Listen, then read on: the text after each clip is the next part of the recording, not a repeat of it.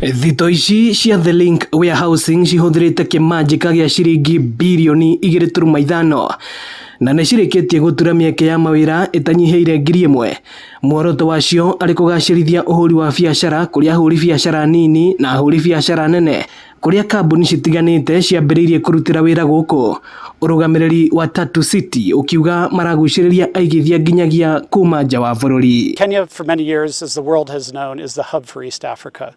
And Nairobi is the hub for the region, and Tatu City has now created a space where you have good logistics, good transport infrastructure, you have the special economic zones benefits, you have a platform that is stable and easy to understand from a regulation aspect in the special economic zone, and that allows companies to come in and use this as a base for their distribution, not just to Kenya, but to the East African region. Afitha munene wa rũhonge rwa ũigithia bũrũri-inĩ John Mwendwa akiuga rĩrĩ nĩ ikinya rĩa bata harĩ kũgacĩrithia wonjoria wa bũrũri. Our macroeconomic environment continues to be on a solid footing.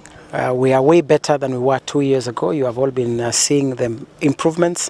His Excellency the President has reinforced that message. Our macro indicators are looking good.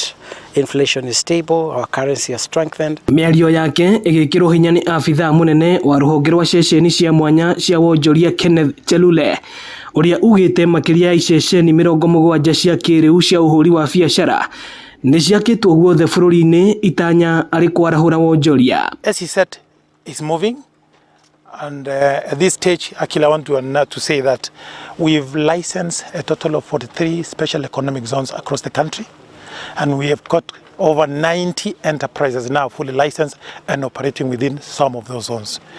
This is one of the many news we will witness this year. I think there are many more.